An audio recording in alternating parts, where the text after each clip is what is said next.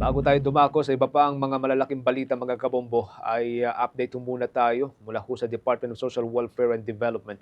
Makakasama ho natin ang nagsisilbing Executive Director ng Social Welfare Department, si Executive Director Attorney Tricia Claire Oco. Siya ho ang nagsisilbing Chief ng Juvenile Justice and Welfare Council. Kaugnay po ito doon sa ipinatupad na Safer Cities Initiative. Kung atin pong lilikumin, yun pong datos kasi mga kabombo, meron na pong mahigit sa 164,000 na mga individual ang nahuli, naaresto sa iba't ibang bahagi po ng National Capital Region kung saan po unang ipinatupad ang Safer Cities Initiative. Yan po'y dahil sa pag-violate sa iba't ibang mga local ordinance dito sa Metro Manila. Kasama na ho dito, yun hong part ng inisyatiba, yun pong curfew doon sa mga minor. So alamin po natin mamaya ang update or mga development mula po sa Social Welfare Department sa pamagitan po ni Attorney Tricia Claire Oco. Magandang araw, magandang tanghali po sa inyo, Attorney. Welcome sa Bombo Radio Philippines, sa Bombo Network News, si Bombo Genesis at Bombo Jai ho ito. Thank you so much for joining us, Executive Director Oco, ma'am. Una ho siguro sa mga pag-uusapan po natin dahil isang buwan na po mula noong or halos isang buwan na mula noong inilunsad itong Safer Cities Initiative under sa Interior and Local Government Department. Ano pong observation dito ngayon ng Juvenile Justice and Welfare Council, lalo ho doon sa implementasyon ng curfew laban ho sa mga minor na under po sa inyong watch, attorney? Ang JJWC naman ay patuloy kaming susuporta sa mga initiatives na talagang nagpo-promote ng safe, inclusive at saka child-friendly communities. Of course, dapat in line yun with RA 9344 as amended. And we recognize po yung importance of preventive measures tulad nitong Safer Cities Initiative. At ito po ay wala kaming sinusuporta po namin ito. Ang syempre titingnan lang natin na nai-implement siya in a manner na consistent doon sa ating mga sa pagprotekta ng child rights, due process, best interest ng bata. Pero so far ngayon, hindi po okay po yung Safer Cities Initiative. Wala po tayong doon. Ito po ay sinusuporta namin.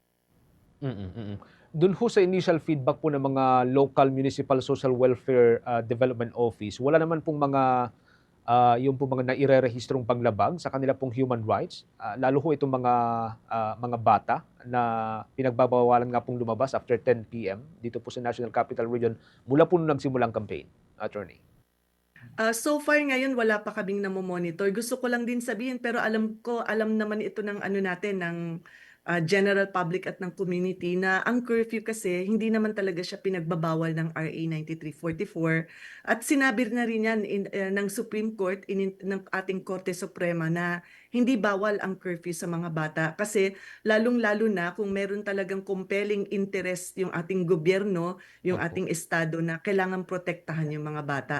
So in that sense, hindi po siya bawal. Ang pinagbabawal lang naman pagdating sa curfew ng mga bata ay yung gagawin siyang punitive o may mga punishment na nilalagay. So Opo. far ngayon naman, itong Safer Cities initiative natin, makikita mo doon sa doon sa talagang nakalagay doon sa mismong memorandum circular sinasabi na it should be implemented in accordance with laws Mm. and jurisprudence and policies na pinoprotektahan yung mga kabataan. So ngayon, ang titingnan natin yung implementasyon niya na lang talaga. So yun yung tanong mo ngayon, meron bang mga implementasyon na nagba-violate? So Mm. far, as of this time wala pa kaming nakikitang nire-report sa amin na violation. Mm. Siguro dahil din ito na alam mo Genesis yung kasi DILG, matagal na namin silang katuwang talaga pagdating sa pagpupush ng karapatan ng mga bata, lalong-lalo na in relation to public safety. Kasi ito namang juvenile justice, ang pinaka-goal talaga nito ay to keep the community safe and to keep the children safe. Mm. Mm. Bumujay, with your follow-up, attorney. Okay, attorney, since less punitive na ang approach ng Philippine government at more on guidance na yung ginagamit para sa mga kabataan, so far, wala naman po ba kayong nakikita ng mga violations sa karapatan ng ating mga minors during curfew enforcement? Pagdating sa curfew, talagang hindi criminalize ang curfew dito sa Pilipinas pagdating sa mga bata. Opo. Kasi pag na-criminalize yun, ano yun, discrimination yun laban sa kanila. Kasi kaya mo lang sila kina-curfew dahil sa kanilang edad. Pero meron kasi siyang protective aspect. Bakit ba tayo nagka-curfew sa mga bata? To keep them safe. At pangalawa, kasi 'di ba hindi naman kaya ng bata protektahan yung sarili niya the same way na ang isang adult ay maprotektahan niya yung sarili niya dahil sila nga ay immature pa mentally and physically. Pangalawa ay para hindi sila napapahamak, hindi sila nagiging at risk na mag-commit din ng mga crimes. Kasi ano bang gagawin ng bata ng gabing-gabi? Dapat natutulog na sila. In fact, part din yan ng kanilang health kasi kung hindi natutulog ang bata, hindi siya lalaki ng maayos, magiging unhealthy siya. Ang purpose ng curfew ay hindi to punish them, kung hindi protective measure ito to keep them safe. Paano naman doon sa mga batang recidivist o yung mga kabataang gumagawa ng same crime over and over again, habitually, kahit papaano, napipigilan din ba sila after the implementation ng Safer Cities Initiative, Attorney? Okay. Oo, sige. Ang recidivism, ang ibig sabihin lang naman nun, if loosely use yung term, ay hindi dapat paulit-ulit yung mga ginagawa ng bata na offenses or Opo. yung sa iba yung crimes, ganun. Mm. Ang approach sa recidivism ay it should not be just one initiative, dapat whole of nation siya. Dapat lahat tayo nagko-cooperate dyan as a government, as a society, whether public or private, para ma-prevent natin yung mga bata na paulit-ulit na ginagawa yung mga offenses or yung iba naman krimen na talaga. So itong initiative na ito, itong Safe Cities Initiative ay isa sa mga paraan para pwedeng gawin yon na ma-prevent yung recidivism. Halimbawa, tulad nga kanina, in particular, curfew yung finokus nila, yung mga bata, kasi ang nakikita nating mga incidents ngayon, although hindi pa malaliman yung study, pero karamihan ng mga bata na lumalabas paggabi, ayun ay yung iba sa kanila, hindi naman natin nila lahat. Sumasali yan sa mga gangs. Gangs in itself, hindi yan pinagbabawal. Pero minsan, meron silang propensity o na gumawa ng mga kaguluhan doon sa lugar. So yan yung piniprevent natin. Talagang ito ay protective mechanism. So isa ito sa mga approaches na gagawin natin sa dami ng approach na dapat nating gagawin on keeping our kids away from crime. Okay, thank you so much, Attorney. Bombo Jen? Okay. Good to know, attorney, na so far wala namang nakikita ang inyong council na mga violation lalo sa human rights ng mga bata. Panghuli na lang din ho siguro sa part ko, no?